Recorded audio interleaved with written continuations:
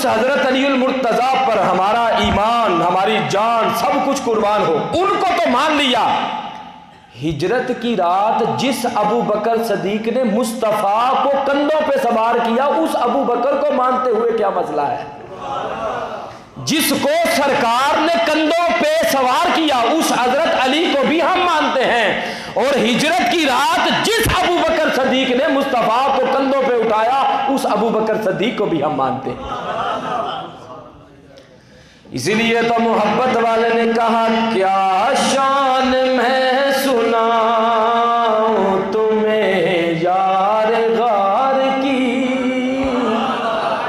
مل کے ذرا پڑھیں گے نا، حضرت ابو بکر صدیق کی بارگاہ سے جو خراج پیش ہو رہا ہے وہ مجھے اور آپ کو، ہم سب کو مل جائے۔ کیا شان میں سناؤں تمہیں یار غار، مل کے ذرا گونج پڑنی چاہیے ذرا۔ کیا شان میں سناؤں تمہیں یار غار، عرش و فرش پہ دھوم ہے جس کے وقار کی، عرش و فرش پہ دھوم ہے جس کے وقار، مل کے ذرا چون کے کہہ دیجیے عرش و فرش پہ دھوم ہے جس کے وقار کی۔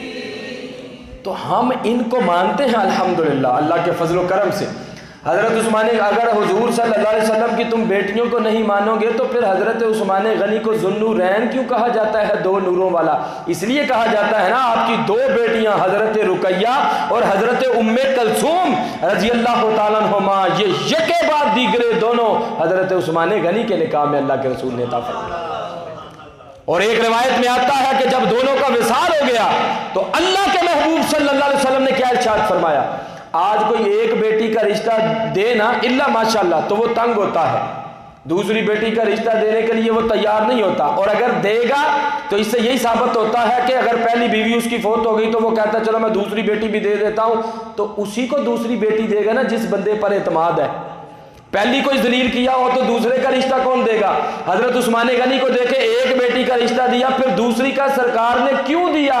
اس لیے کہ سرکار کو حضرت عثمان غنی پر اعتماد تھا، اور جب ان کا بھی وصال ہو گیا تو پھر اللہ کے رسول صلی اللہ علیہ وسلم نے فرمایا اگر اللہ تعالیٰ مجھے 40 بیٹیاں بھی عطا فرماتا تو میں وہ ساری کی ساری حضرت عثمان غنی کے نکاح میں دے دیتا۔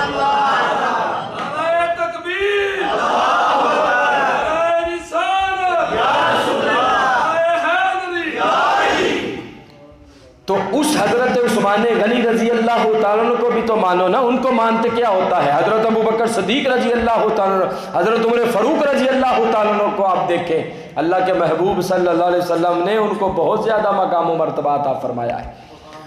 ہجرت کی رات آپ دیکھیں جب اللہ کے محبوب صلی اللہ علیہ وسلم کیسے امانت دار ہیں، کیسے صادق رسول اللہ نے ہمیں عطا فرمائے۔ آپ یہ بھی تو کہہ سکتے تھے کہ ہم تو ہجرت کر کے مکہ سے مدینہ کی طرف جا رہے ہیں تو ٹھیک ہے، میرے پاس جو امانتیں پڑی ہوئی ہیں ہم نے بعد میں آنا ہے یا نہیں آنا، جدھر پڑی ہیں یہ پڑی رہنے دو یا ہم ساتھ لے جاتے ہیں۔ آپ نے ایسے نہیں کیا، آپ نے حضرت علی کو فرمایا کہ اے علی تم میری جگہ پر سو جاؤ، آرام کرو، ہم جا رہے ہیں مدینہ شریف، تم نے صبح اٹھنا ہے اور جس کی جو امانت ہے اس کو واپس کر کے تو پھر تم بھی مدینہ شریف آ جانا۔ اب قربان جائے حضرت علی المرتضیٰ رضی اللہ تعالیٰ سے جب پوچھا گیا کہ بتاؤ تمہاری زندگی میں کوئی ایسی رات بھی آئی ہے کہ جب تم آرام کی نیند سوئے ہو؟ حضرت علی المرتضیٰ رضی اللہ تعالیٰ عنہ سے جب پوچھا گیا تمہاری زندگی میں کیا کوئی ایسی رات بھی آئی ہے جب تم آرام اور چین کی نیند سوئے ہو؟ حضرت علی فرمانے لگے ہاں ہاں، ہجرت کی رات میں آرام سے سویا ہوں۔ جب پوچھا گیا ہجرت کی رات جو کفار مکہ تھے وہ تو اللہ کے رسول صلی اللہ علیہ وسلم کو شہید کرنے پہ تلے ہوئے تھے، تو ظاہر ہے جو بندہ ان کی جگہ پر موجود ہو اس کو بھی پل پل خطرہ ہونے سے نہ آ جائے, سامنے سے پیچھے سے نہ آ جائے, تو تم کیسے آرام اور چین کی نیند سو گئے؟ حضرت علی نے جو فرمایا سنیں گے تو من میں سرور آئے گا, آنکھوں میں نور آئے گا اور ضرور آئے گا. حضرت علی المرتضیٰ رضی اللہ تعالیٰ عنہ فرمانے لگے, بھئی بات یہ ہے, جب میں پہلے سوتا تھا تو مجھے نہیں پتا ہوتا تھا صبح میں نے اٹھنا ہے کہ نہیں اٹھنا, کیونکہ زندگی کے تو ایک سانس کا بھی نہیں پتا. لیکن ہجرت کی رات مجھے آرام اور چین کی نیند اس لیے آئی تھی, اس رات کی زندگی کی گارنٹی مجھے مدینے کے تاجدار نے عطا فرمائی. مجھے مدینے کے تاجدار نے فرمایا صبح تم نے اٹھنا ہے, تو مجھے یقین ہو گیا اللہ کا عرش آسمان جو ہے وہ تو ریزہ ریزہ ہو سکتا ہے, زمین تو ٹکڑے ٹکڑے ہو سکتی ہے, پر جو سرکار کی زبان اقدس سے بات نکل گئی وہ بات غلط نہیں ہو سکتی. اب آپ ذرا غور فرمائیں, ہجرت کی رات اپنی جگہ پر حضرت علی کو سلایا, موت کے سامنے بیٹھنے والی بات ہے نا, تیر و تلوار ہر طرف سے ہے, لیکن حضرت علی المرتضیٰ رضی اللہ تعالیٰ عنہ وہاں پر سوئے اور اپنی جان کو سرکار کی خاطر ہتھیلی پہ رکھا. ایسا ہی بات ہے نا, ایک بندے کو پتا ہو کہ مجھے لوگ قتل کرنے کے لیے آ رہے ہیں تو وہ اپنی جگہ پر کسی اور بندے کو بٹھا دے, تو جو بندہ مشتعل ہو کر آ رہا ہے اس نے تو نہیں دیکھنا کمبل کے نیچے کون سویا ہوا ہے, وہ تو آتے ہی فائرنگ کرے گا, قتل کرے گا. حضرت علی المرتضیٰ کو کتنا خطرہ تھا, پتا چلا کہ ادھر جان دینے کے لیے حضرت علی جو تھے وہ بالکل تیار بیٹھے ہوئے تھے, اور ادھر جب غار ثور میں پہنچے, اور غار ثور میں پہنچنے سے پہلے بھی علامہ اسماعیل حقی رحمۃ اللہ تعالی علیہ نے لکھا ہے, حضرت ابو بکر صدیق رضی اللہ تعالیٰ جب لے کے جا رہے تھے تو عرض کیا کہ حضور مجھے پیاس بہت لگی ہے, تو آپ نے ارشاد فرمایا جاؤ وہ ایک حوض ہے وہاں پر پتھر ہے, اس پتھر کو اٹھاؤ, نیچے پانی کی نہر چل رہی ہے, پانی پی کے واپس آ جاؤ. اب آپ کو مکہ شریف لے جائے اللہ تعالیٰ, آپ گئے ہیں, دور دراز تک کالے پتھر ہے, خوفناک علاقہ ہے, وہاں پر وہ پانی کہاں سے آ گیا اور پھر اللہ کے رسول کو کیسے پتہ چل گیا؟ حضرت ابو بکر صدیق فرماتے ہیں جب میں نے اس پتھر کو ہٹایا تو نیچے دیکھا جو پانی چل رہا تھا وہ دودھ سے زیادہ سفید تھا, مشک عنبر سے زیادہ خوشبودار, اور فرماتے ہیں کہ جب میں نے پی کر دیکھا تو وہ شہد سے زیادہ میٹھا تھا. اللہ کے رسول صلی اللہ علیہ وسلم نے پوچھا اے ابو بکر پانی پی آئے ہو؟ عرض کیا حضور ایسا پانی پی کر آیا ہوں نہ اس طرح کا پانی کبھی دیکھا گیا, نہ اس طرح کی خوشبو کسی پانی سے آئی ہے, نہ اس طرح کا ذائقے دار کبھی پانی پیا ہے. اللہ کے رسول صلی اللہ علیہ وسلم نے فرمایا اے ابو بکر تو اس طرح کا پانی پہلے کیسے پی سکتا تھا؟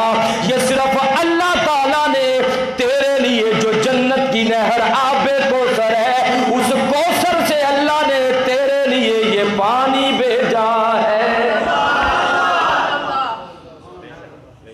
تیرے لیے یہ پانی بھیجا. حضرت ابو بکر صدیق رضی اللہ تعالیٰ عنہ فرماتے ہیں ہجرت کی رات میں نے بہت سے واقعات دیکھ کے مختصر کرتا ہوں. جب غار ثور میں پہنچے, وہ غار ہے, آپ میں سے بہت سے لوگوں نے دیکھی ہوگی, اتنا خوفناک وہ علاقہ, ہر طرف پہاڑی پار. حضرت ابو بکر صدیق نے عرض کی حضور آپ باہر تشریف فرما ہو, میں پہلے اندر جاتا ہوں, کوئی سانپ کوئی بچھو اس طرح کی خطرناک چیز نہ ہو.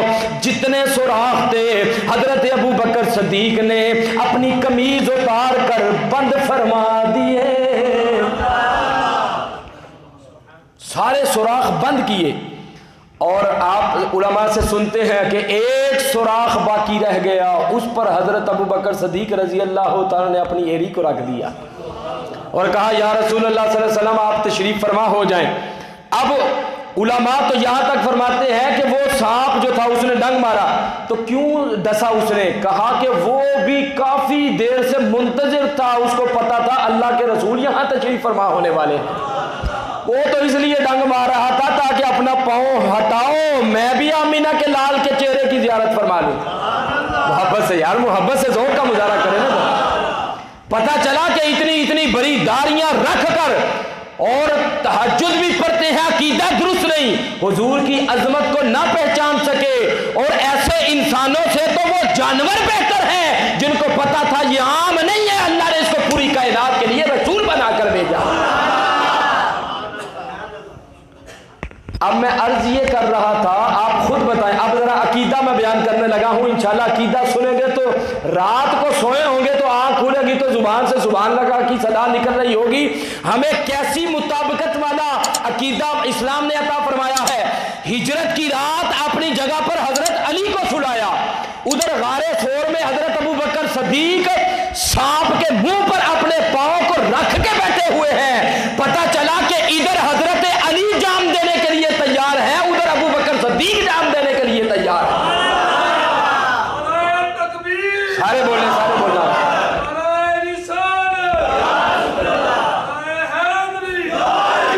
اور یہ نعرہ بھی ذرا لگا لیں تاکہ ہمارے عقیدے کی ترجمانی ہو جائے، گلی گلی نگر نگر ابو بکر ابو بکر، سینے کا زور لگا کے گلی گلی نگر نگر۔ یار ایسے نہیں نا، ذرا آپ بھی تو جذبے کا اظہار کرو نا، ذرا گلی گلی نگر نگر مصطفیٰ کا ہم سفر، مصطفیٰ کا ہم سفر۔ اور جب ہجرت کی رات جا رہے تھے تو حضرت ابو بکر صدیق رضی اللہ عنہ کبھی حضور کے سامنے آ جاتے، کبھی فوراً پیچھے چلے جاتے، کبھی دائیں طرف آ جاتے، کبھی بائیں طرف، چاروں طرف سے آگے پیچھے دائیں بائیں چکر لگا رہے تھے۔ حضور نے پوچھا کہ ابو بکر صدیق تم کبھی آگے آ جاتے ہو، کبھی پیچھے، کبھی دائیں طرف، کبھی بائیں طرف، وجہ کیا ہے؟ کبھی اس طرح نہیں کیا۔ کیسی محبت تھی ان کو حضور تھے۔ عرض کیا حضور میں ساتھ چل رہا ہوتا ہوں، جب مجھے خطرہ ہوتا ہے کہ دشمن سامنے سے آنے لگا ہے تو میں سامنے ہو جاتا ہوں، مجھے لگتا ہے کہ بائیں طرف سے نہ آ جائے تو میں ادھر ہو جاتا ہوں، لگتا ہے کہ پیچھے سے دشمن نہ آ جائے تو میں پیچھے ہو جاتا ہوں، ساتھ ہے تو اور کوئی نہیں، اللہ تعالیٰ تو محافظ کرنے والا ہے ہی، لیکن ظاہری طور پر تو میری ڈیوٹی لگی ہوئی ہے۔ اس طرح حضرت ابو بکر صدیق چاروں طرف گھوم گھوم کر حضور صلی اللہ علیہ وسلم کی ذات کا پہرا دیتے رہے۔ اور اس سانپ نے جو آپ کے پاؤں پر ڈنگ مارے تو موت یقینی تھی، اتنا زہریلا سانپ اژدہا تھا۔ حضور صلی اللہ علیہ وسلم نے اپنا لعاب مبارک لگایا تو اللہ تبارک و تعالیٰ نے زہر کے اثر کو دور فرما کر حضرت ابو بکر کو شفا عطا فرمایا۔ تو پھر مجھے کہنے دیجئے کیا شان میں سناؤں تمہیں یار غار کی۔ اب ذرا میں آہستہ پڑھتا ہوں، آپ بھی تو ذرا مل کے اونچی آواز سے پڑھیں نا۔ کیا شان میں سناؤں تمہیں یار غار کی، کیا شان میں سناؤں تمہیں یار غار کی، عرش و فرش پہ دھوم ہے جس کے وقار کی، عرش و فرش پہ دھوم ہے جس کے وقار کی۔ اور کہتا تھا سانپ ان سے ایری ہٹائیے، کہتا تھا سانپ ان سے ایری ہٹائیے، برسوں کے بعد آئی ہے رت یہ بہار کی۔ وہ سانپ کہنے لگا میں تو اتنی دیر کا منتظر تھا، اللہ کے رسول نے آنا ہے، اب وہ آئے ہیں، میں نے ان کا دیدار کرنا ہے، تم نے اپنی ٹانگ رکھ دی ہے، اپنا پاؤں ہٹاؤ گے تو میں بھی سرکار کے دیدار سے مستفید ہو جاؤں گا۔ کہتا تھا سانپ ان سے ایری ہٹائیے، برسوں کے بعد آئی ہے رت یہ بہار کی۔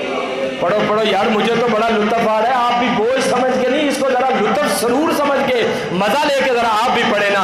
برسوں کے بعد آئی ہے رت یہ بہار کی، اور عشق نبی کا رنگ ہو جس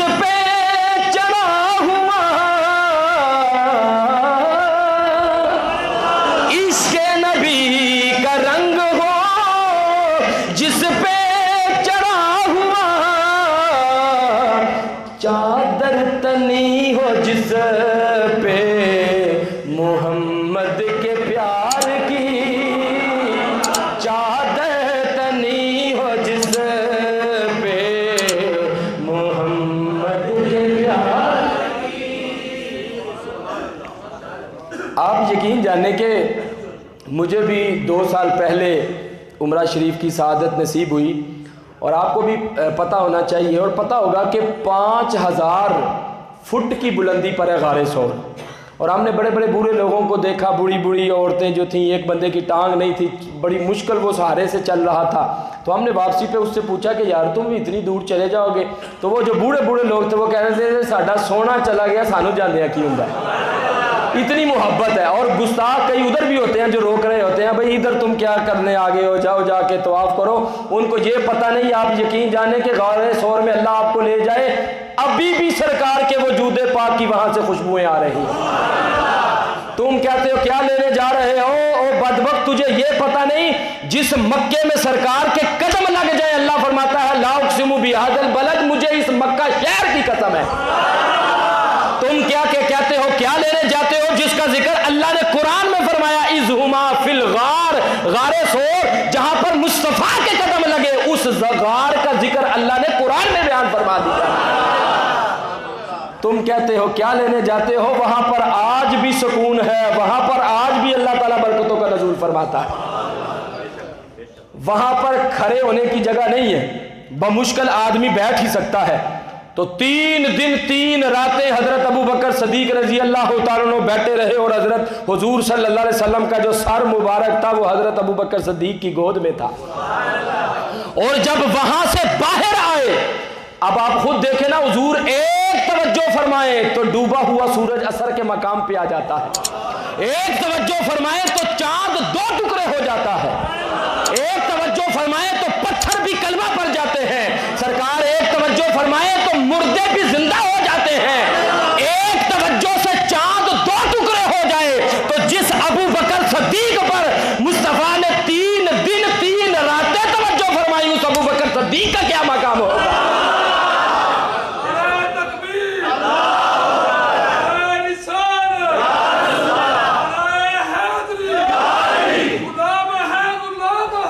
جزاک اللہ، جزاک اللہ، ایک توجہ فرمائے، جزاک اللہ۔ ٹائم کم میں ذرا بات مکمل کر دوں۔ ایک توجہ فرمائے تو مردے زندہ ہو جائیں۔ تو غار ثور میں ایک ہی کام تھا نا، حضرت ابو بکر صدیق رضی اللہ تعالیٰ چہرہ مصطفیٰ کی زیارت فرماتے رہے، سرکار ان کی طرف توجہ فرماتے رہے، اور پھر جب وہاں سے باہر نکلے تو پھر حضرت ابو بکر صدیق رضی اللہ تعالیٰ اتنے حضور کے ہم شکل ہو گئے تھے کہ ایک جگہ پر بیٹھے تو کچھ لوگوں کو محسوس ہوا کہ شاید حضرت ابو بکر صدیق یہ اللہ کے نبی ہیں۔ تو حضرت ابو بکر صدیق کو جب یہ محسوس ہوا تو آپ نے ایک چادر لے کر حضور کو اس طرح ہوا دینا شروع کر دی تاکہ لوگوں کو پتہ چلے یہ غلام ہے، یہ آقا ہے۔ انہوں نے حضور کو ہوا دینا شروع کر، پتہ چلے کہ یہ خادم ہے، یہ آقا ہے، اتنے ہم شکل ہو گئے تھے۔